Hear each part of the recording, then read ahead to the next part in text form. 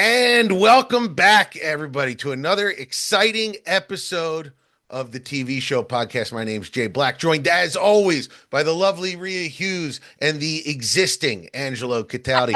Yeah, let me tell you something. This is exciting because I found two awesome new shows. Two, double. I love both shows. I can't believe it. It does feel like we're coming out of the drought a little bit that the writer's strike caused. It feels like everything geared up a few months ago, and now it's churning the way it used to. So it's a good time for TV. It's a bad time for me because I'm home in New Jersey instead of lounging on the boat in Hawaii. I'm back.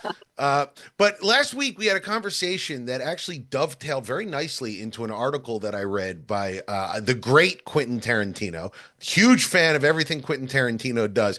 And he is a huge television fan, but he has a perspective. You don't think he is? He's not. But based on what he says in the article. He's a movie snob. Okay. Yes. Correct. He's a movie snob. He is. Okay. Well, to TV, they're both great if you do them right.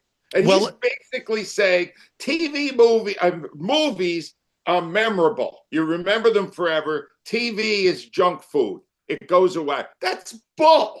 Yeah. So that's where we come down on, because last week we were talking about the difference between movie and TV, and when you're enjoying a movie, don't you kind of want it to be a TV show so you can see more of it? But at the same time, we complain that TV shows maybe go a little bit too long and don't know how to end.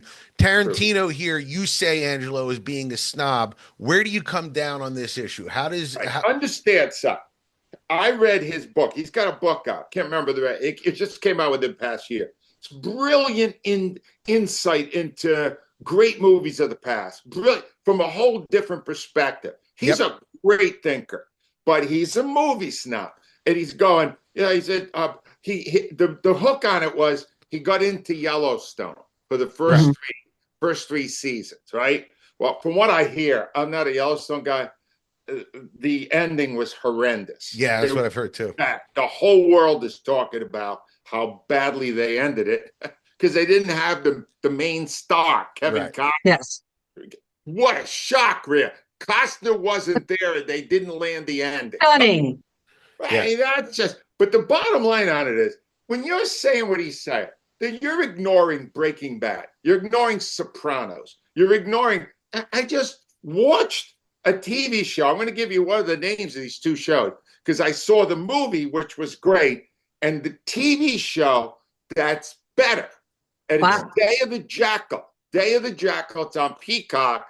And the reason it's better is that you get to spend 10 hours with Eddie Redmayne, who is this cold-blooded assassin who is suddenly getting second thoughts about his life. And it's phenomenal. I can't tell you how great this is. And the movie was great. Don't get me wrong. But the movie was over in an hour, 50 minutes. This thing is going for 10 hours, and they're sustaining the excitement. That's a better product. A great TV show is better than a great movie. Wow. Bold words from Angelo. Rhea, where do you fall on this issue? Well, I think with Quentin, the analogy that he made with junk food was like he's an old man yelling on his lawn, that whole thing. Because, what Angelo just said, I like a TV series because I get to know the characters. There's more character development. Now, the biggest problem is these shows go too long. The Brits have it nailed right. 4 to 6 episodes, that's good, and 3 seasons. That's generally what it is. Here's where I was surprised at what he said. I watch a TV series and it's out of my head in 2 seconds. I forget about it. Right. I have never, The Bear season 3 was terrible. I actually never finished watching it. I'm going to have to finish it for season 4. But seasons 1 and 2, I've gone back and watched the Forks episode probably 4 or 5 times because it's brilliant. Yeah. This 7 Fishes, absolutely one of the best episodes of TV I've ever seen. So Angelo is right. He's just being a snob here. And there's no other way to look at it. Yeah, and the name of the book, by the way, was Cinema Speculation, Angelo, which I've read twice now because it is great. Lovely. And, he's not a snob when it comes to movies because he'll put 70s trash movies up against the best auteur movies of the 60s. He'll say that like this the stuff that was going on with Billy Jack was as good as anything that the French New Wave created, which is like insane stuff. But I defy anybody to hear the song "Don't Stop Believin'" and not think of Tony Soprano in the diner at the end of that. I mean, for the last 15 years, I've been haunted by that song. I just love that song, and now it gets me nervous because of that scene. It stays with you. Great TV stays with you. Sam turning off the lights and Cheers and saying we're closed. Oh, I mean, these are moments. You love these people. You stay with these people. You might not remember an individual episode the same way of of all of Friends or all of Cheers or all of Frasier or whatever. But you remember the characters. You remember the overall plot, and you certainly remember the finales. So I disagree with Quentin on this one. Although I do love all of his movies. There's one aspect of this. All of this comes down to writing. You're a writer. You understand that. No movie is good if the screenplay stinks. All right. It's much harder to write a TV show than it is a movie, because a TV show is 7, 8, 10. We didn't learn from the English. If it only takes 4, use 4. And it's much harder to take these characters. Rhea said it. They're better developed than they are in a movie, but then take them in directions that fit what the plot is going to be. Right. And that's where they blow it. And I've seen so many of these TV shows go 6 or 7 great episodes and blow up. Yeah. I saw one again last week. And that's the distinction. It's harder to do a TV show, but when you land it, when you do season 2 of The Bear, it's as good or better than any movie, because it's longer. Right. And it's a great way to put it. And I will say, every time we talk about this, I'm reminded of how good The Sopranos is, because I know we've talked about the ending, that we don't disagree with it. It not only lands the ending, every season was good and memorable in its own way. Okay, well, you mentioned, Angelo, the end of Yellowstone being controversial because it's not very good. But I sent you guys an article about the behind the scenes on this, and it's a first-person account of where they filmed it and how awful the crew was to the people in the town, and how rude, and how they were like, hey, we're doing you a favor by shooting in your podunk town, so listen to us. And that sort of dovetails with what we're hearing about the Mr. Beast TV series, which I believe is premiering very soon. That's my son is very excited because he's a massive Mr. Beast fan. So I'm a massive Mr. Beast fan too. We talked about Mr. Beast. The kid is a talented kid who has somehow cracked the YouTube algorithm, which, if you've seen my YouTube channel, I have not. Right. So this is a kid who knows what he's doing. But the behind the scenes on that is that it was super disorganized. They treated the people poorly there. And it just, I was curious how, Rhea, you would talk about this, and Angelo, how you would. But let's start with you, Rhea. Does a behind the scenes, not the people involved, like not a Harvey Weinstein or a Kevin Spacey where they're animals, but like when you're talking about like a production, if you find out that a production was rude or cruel or bad to the people, does that affect how you think about the show, or do you just care what shows up on the screen? I will say it depends, like, because there are certain people, like, I think Tom Cruise is a little loopy. But I still enjoy his stuff. Angelo's got a thing with Will Smith. I like Will Smith. Here's where I'll tell you where the line was for me. Blindside was one of my all-time favorite movies. Okay. Yeah. I love Sandra Bullock. I believe she won an Oscar for it. And then we had Michael Orr on as a guest when Angelo was still there. And he basically said most of it wasn't true. So, like, I had watched the movie probably 3 or 4 times, less now that I stream, because before, when I was clicking around, oh, The Blind Side's on, let me watch the last 45 minutes. I have no interest in watching that, because now there's tons of stuff that comes out. They might have been stealing money from them. The big feud, it wasn't the family that I thought, so the storyline doesn't work for me anymore. The whole Ellen thing and Jimmy Fallon. See, Letterman, I don't know if I'm allowed to say this word, always came across as a bit of a dick. That was his shtick. Yeah, that was his whole deal. Yeah, so I'm not surprised that, that he was really tough behind the scenes to make that work. Ellen, more so Jimmy Fallon, has this, I'm just this happy, wonderful, lovely, fun guy. And it turns out he was an absolute terror. I have less respect for that. I expected Letterman to be tough behind the scenes. Right. But those two had a different projection of what they were on screen. Angelo, where do you fall on this? I got to say, I miss working with Rhea. That was great. That was really great. And let me just say that Rhea could tell you that it affected the way I dealt with sports stars for all the time I was on the radio. If I thought a guy was a horse's ass, I would never forgive him. And even if he succeeded, I would not be able to support him. The best example I have is Kurt Schilling. Yeah, it's a great point. Kurt Schilling, very early days when I was doing a TV show called The Great Sports Debate, he would just come on. He came on 4 or 5 times. And all the guys on the panel just couldn't kiss his ass enough. Because, oh my God, we've got a star from the Phillies. And from day one, to me, he looked like a media whore. He was just a jerk. He was a jerk. And as time evolved, this was one I got right. He exposed himself as a complete jerk.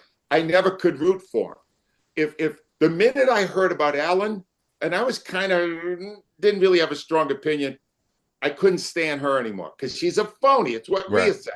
Jimmy Fallon. I got a photo of me fist bumping Jimmy Fallon at a taping of The Tonight Show. I want to burn it now because he's a jerk. And not only that, he's ruining one of the greatest classic shows of all time, The Tonight Show, because his version of it stinks. Yeah, it's bad. Way worse than Jay Leno. It's awful. And its ratings stink, and he just got signed till 2028. I don't even understand that. So, once I know you're a jerk, I will not watch what you do, and I will root against you. I am a judge of character. I appreciate that. I'm the same way. I do think that, it was hard to watch Ellen. I never watched Jimmy Fallon because I thought the show was terrible. And I am a longtime fan of The Tonight Show. I didn't even like Leno's Tonight Show. I thought it was, I was a Letterman guy through and through. But you're right, Rhea. With Letterman, it felt like what you see is what you get. And he was basically the same on camera as he was off. Yeah. But these people that put on the fake smile are somehow worse than the ones that let you know who they are.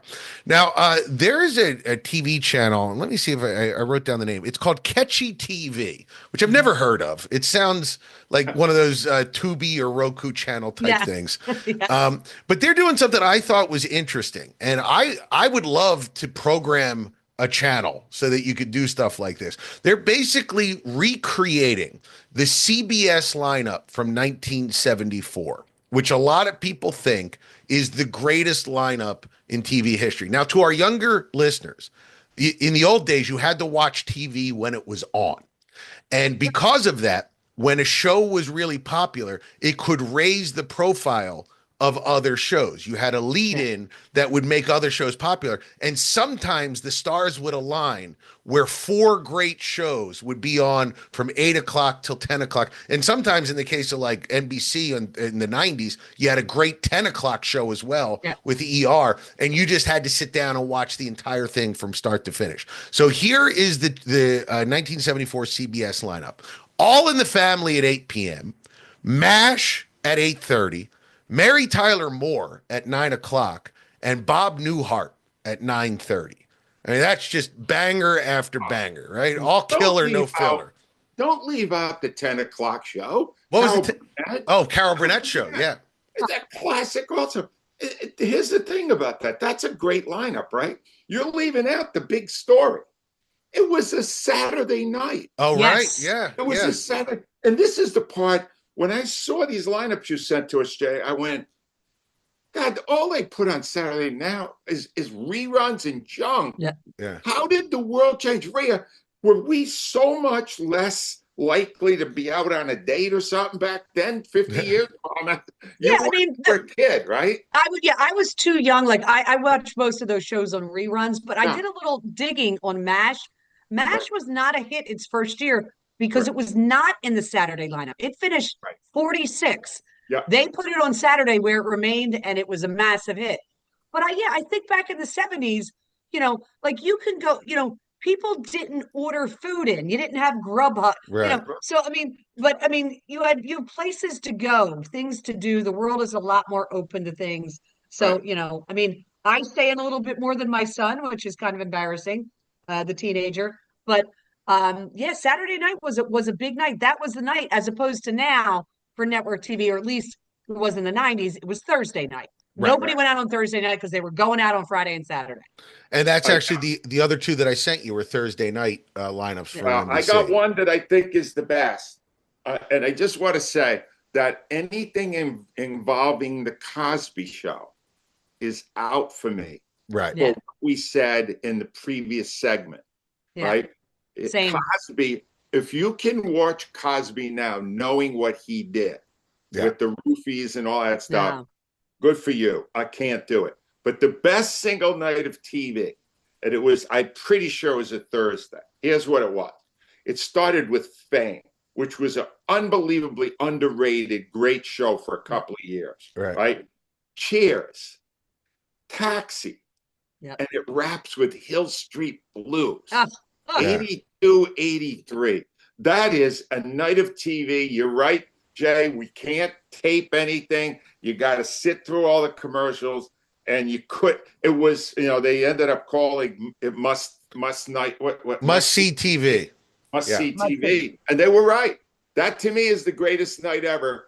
But others were great. 2010 is great, by the way. Do you have the one for 2010? Because it's the most recent great night. Yeah. What was it? So this is, if you watched NBC on a Thursday night in 2010, it starts with Community. 30 Rock at 8:30, The Office at 9, and Parks and Rec at 9:30. Now, I love Community, so you don't like Community, Angelo. Community is garbage. Again, why? Because Chevy Chase was on it, and I found out he was horrible on set to the other actors and to other people. Right. And I know him personally. He is kind of a jerk. Here's what I will say about Parks and Rec, which I've never watched until recently. And when I say recently, I mean yesterday. Oh, wow. Clark was home sick yesterday, and I had to wrap presents. And he sits in my sunroom, which is where I watch TV. He goes, I want to sit in here, and he's sick, so I couldn't say no. So I was wrapping presents, and I'm like, oh, what is this? 2-3 hours later, I'm like, this show is hysterical. Yeah. Yes. Clark was telling me about this person. He's been watching it for weeks. Absolutely loves Parks and Rec. Time out. Rhea, I've just decided I'm getting you something for Christmas. What? But I got to admit, it's slightly used. I am now just wrapping up. I had completely missed Parks and Rec. Right. And then I heard about Michael Schur, and we were talking about him a few weeks ago. And then I went, well, let me get it online. Couldn't get it online. So I bought the whole DVD package, 7 seats. Wow. All right. And I'm regifting it to you. Because Rhea, it's great. I don't have, well, where's Clark watching it on? What were we watching it on? There may be an episode here or two, but maybe, no, you know what? He may be buying them for $2.99 a hit. Rhea, check your credit card. Thank you. That'll be happy for me to find that out. Yeah. Oh, it's so good. And they give you deleted scenes on it. And the stuff they left out was great. It's a so brilliant. It's better than The ensemble Office. Show. Jay, it's better than The Office. You know what? Michael Schur did that one too. I would agree with you on that because it's friendlier than The Office. It gives you a better vibe. And speaking of, Man on the Inside was just renewed for season 2, so you'll be seeing season 2 of Man on the Inside. One episode left in that. I really like it. Absolutely, the last episode stinks, but before that, it's great. If you guys have a better TV lineup than the one we mentioned, the other one that we had was 84, which Angelo's out on, which was Cosby Show, Family Ties, Cheers, Night Court, and then at 10 it was Hill Street Blues. Cosby Show and Family Ties, but the other two shows were great. Yeah. So if you have a better one, just click on that, send us some fan mail button, and give us a taste of what you think the best lineup was. And, I know it seems weird to say, but I kind of miss it. When I was a little kid, I used to look forward to Thursday nights because that was like the night of TV. And you would just sit there and watch it. And I do like the convenience of watching whenever you want, but it was kind of cool when the only time you could watch it was all at the same time on a Thursday night. Well, you know who's also kind of cool? and who never lets you down and who's always available to do something nice for you in these waning days before Christmas. Only 1 week left is our great sponsor, Steven Singer. Angelo, tell me about Steven Singer. Well, here's the thing, Jack, and I learned this from all the years I represented Steven Singer, the great jeweler on Jewelers Row. As much as we talk about it, 60-70% of the guys that are buying jewelry for someone for Christmas haven't done it yet. No. They wait till the last week. Why? Because they don't really want to do it, and now they have to do it. And so here's the thing, guys, don't wait another minute. Jay just said it. It's less than a week now. Go to the other corner of 8th and Walnut. Go online at IHateStevenSinger.com and check out all the stuff he's got. It could be $100 or it could be $5,000. Whatever you're thinking about. Maybe this is when you're going to pop the question. You need a great ring. You will find the inventory online, and you could either order it there or you could go out to the other corner of 8th and Walnut, and here's what you're going to get. Exactly what you pay for. No tricks, no scams, no sales, no nothing. This is the gem. This is what it's worth. This is what I'm charging. If you like it, take it. No haggle. Perfect gift. It worked for me so many years. Steven Singer Jewelers. I'm going to give you a little tip, guys. So your wife, your girlfriend, whatever, gave you a list of stuff she wants. Probably include some household stuff, stuff. Throw in a little bauble. Like Angelo said, you could spend $100. You could spend $5,000. She gets all the stuff that she has for on a list and then opens up to a beautiful bracelet from Steven Singer Jewelers. Christmas is made. It's a beautiful thing. You want to buy yourself some points as you're going into the very nerve-wracking time prior to Valentine's Day. You got to make sure you get her something enough that you can make it to the 14th. You just want to get there. Steven Singer, you can go to the website right on the podcast description, or go into Philly and go talk to the salespeople themselves. You can't go wrong. Steven Singer Jewelers. Now, the other thing you can't go wrong with is every week for 2 years now, Rhea Hughes has been bringing you British television from across the pond. What do you got for us this week? So I was very excited about this. This just dropped. I had seen it. It was coming out. It's called The Jetty on BritBox. Only 4 episodes. We talk about this a lot. This is what's great about it. Typical British length. Jenna Coleman, besides the fact that she's very attractive, which you guys will like, she's a terrific actress. She's been nominated for BAFTAs, for Emmys.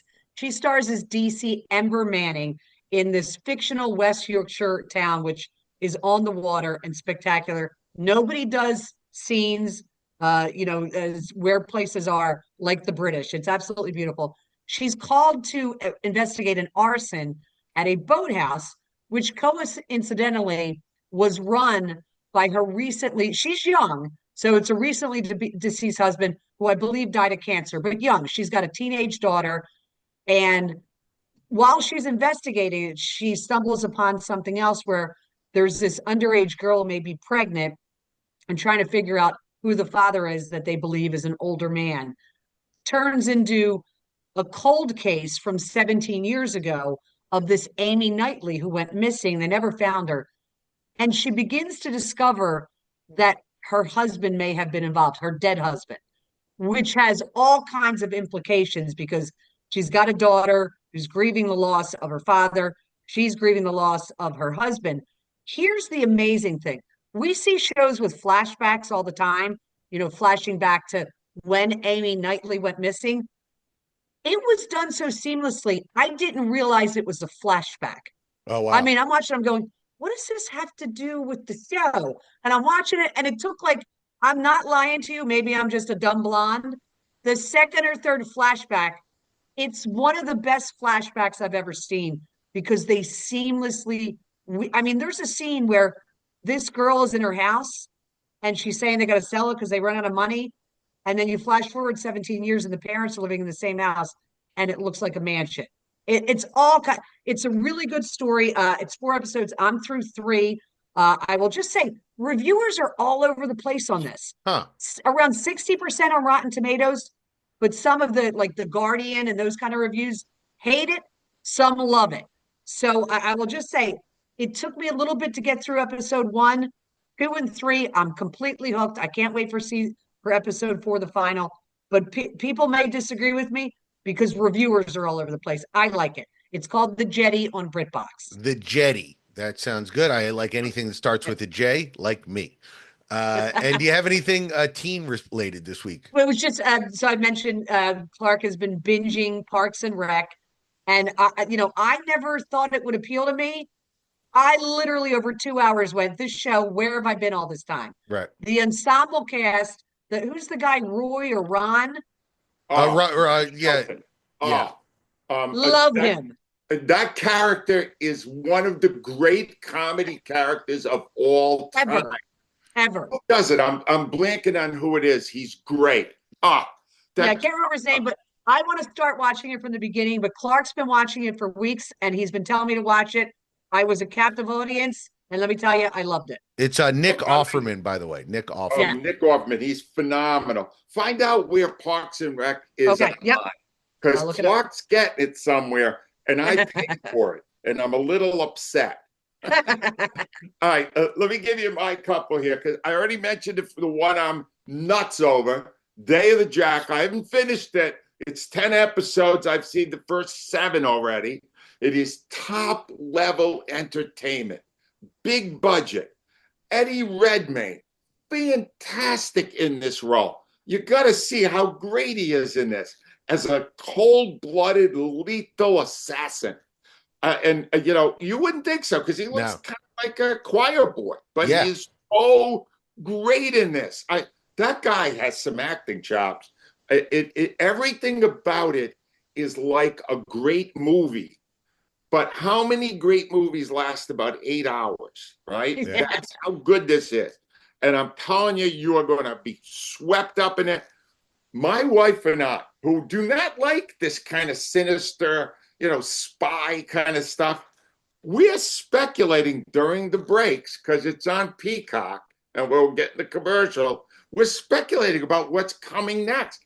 We are never into a show the way we are. Day of the Jackal, highest recommendation. What are the top 5 shows I've seen this year? That's on Peacock. The other one is called No Good Deed, just dropped on Netflix. I saw the trailer for it. Yeah. Starring Ray Romano and Lisa Kudrow. And let me tell you about these two performers. We love them. And everybody loves Raymond and obviously Friends. They take a little bit of those characters, just a little bit, a little taste. The humor comes from them kind of playing those characters. But there's a whole dramatic thing that they do brilliantly. Brilliantly. Ray Romano's a stand-up comic. I've seen Jay Black act, and it's not that great. No. But Ray Romano can act. Ray Romano was great in it. Here's the problem. And there's one other guy I got to mention in it. I haven't seen him in years. Another stand-up whose show, he had a great show on a generation ago, 20 years ago, Rescue Me. Oh, Dennis Leary. Yeah. Dennis Leary plays Ray Romano's brother in it, and Dennis Leary is fantastic, as always. The only problem is, I saw it to the end, 10 episodes, doesn't land the ending. Oh. Do they try to... Got too twist happy. Oh, yeah. So many twists, but man, it's really good. It's still worth watching. And I saw the trailer with Lisa Kudrow and the nosy neighbor. Oh, and I went, I'm watching it this weekend. I mean, it was brilliant acting. But I mean, Lisa Kudrow was so good at that deadpan. Right. Yes. And I went, I'm in. Rhea, they're both amazing at it because you see elements of what they did to make themselves famous, but the story's entirely different, and it's great. It's just the ending wasn't great. Is that the one where Ray Romano's trying to score coke? Because I saw a clip of that as well that made me laugh pretty hard. That was good. There's a whole bunch of stuff going on in his house, and it's an amazing. But there's a whole mystery of someone. It's just got everything you would want in a TV show, except they didn't land the ending, which is really common nowadays. Yeah. Well, I have a show that I challenge Angelo to watch because I don't think It's not usually up his alley, but it might be one that will appeal to him. I saw The Penguin on on HBO Max on the plane on the ride home, and it's been out for a while now. People have been bugging me to check it out. It is a crime drama set in the world of Batman that doesn't have Batman in it.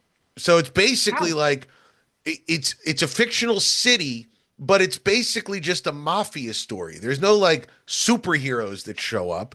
It involves a low-level player in a mafia family, nicknamed the Penguin because of the way he walks and because he's, kind of a gross-looking guy, played by Colin Farrell in a bunch of makeup, stealing parts from actual ugly people. Beautiful Irish angel Colin Farrell put on a whole bunch of makeup. It's got Christina Milioti, who I was telling Angelo hits all of my buttons because my particular kind of girl that I like the best is insane Italian woman, which is my wife to a T. She plays a character called the Hangman because she killed a whole bunch of people, and she's a super hot Italian lady. So I'm like in on that. It's just a good show. It's a good crime show that the Batman, you don't have to worry. There's no Batman cameo, Angela. I'm not a Batman fan. Yeah, there's no superheroes. Please understand, I did not sample this show or any of the other recent shows on HBO. Right. Because of you, Jay Black, and your dislike for David Zaslav. And now suddenly you're telling me I got to watch one of his shows. But I will, because I trust you. Right. You're going to watch the first episode. If you're out after the first episode, I'm fine with it. But I think you're going to get hooked after the first episode. It's I will really try good. We should do a show. We should do a topic one time on why they put makeup and prosthetics on certain people to make that instead of just hiring an actor who looks kind of close to it. Yeah. It's like you can't tell that he's Colin Farrell. I defy you to take a look at the picture of this guy and tell me who that is. And it's like, well, he's a good actor, but you hire Colin Farrell to look at him. You led me to it again, Rhea. The prosthetics that they use in Jackal, I've never seen better ones. Wow. And Eddie Redmayne puts it on himself.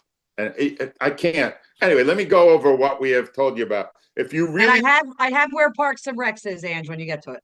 No, I'm good. Okay, good, because I'm sending you that DVD package. It's free, but it is used. Yellowstone. If you want to see how they train wreck the ending, it's on Peacock.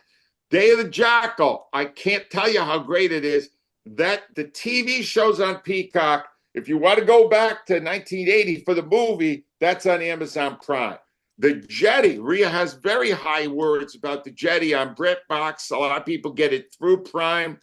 Parks and Recs. Rhea, where are we getting Parks and Recs? So I'm going to have a conversation with Clark because I'm sure he's watching it for $1.99 per show on Prime. And he's watched a lot. Wow. It's available Peacock with a subscription, YouTube, Apple, Fandango, and Amazon, $1.99. I will be checking my account. And it will be available at Rhea's house in a week or so. Yeah. Day of the Jackal, I mentioned on Peacock. No Good Deed is on Netflix, and The Penguin is on Max. Max, 100%. Those are our recommendations. This was a very good week of TV. It very much is, and you guys should know, and I should probably have told you this earlier, but I'm much better looking in real life. These are all prosthetics that I put on every morning, so I look more like a commoner, so that you guys will deal with me like I don't want to be treated like a beautiful man, Rhea. I want to be treated like a regular guy. Okay, Jay. Yeah. Done. Your hair prosthetic is better this week than recent. You got a haircut. I did get a haircut. I go in like the Wolf Man. They have to give me wolf's bane and shear it off with silver. Anyway, great show this week, guys. If you enjoyed us, please send us some fan mail. Rate and review us on Amazon, on Apple Music. And also go to Get Loud. You got 1 week to get loud. Angelo Cataldi's book available on Amazon.com, on Audible.com, or on AngeloCataldi.com. Actually, any website that starts with an A, you can find Angelo Cataldi's book, Loud. And an S, then no, not that website. That was rude, Rhea. That was rude. And we'll be back next week with our Christmas episode dropping on Christmas Day. Guys, thanks for listening and have a great day.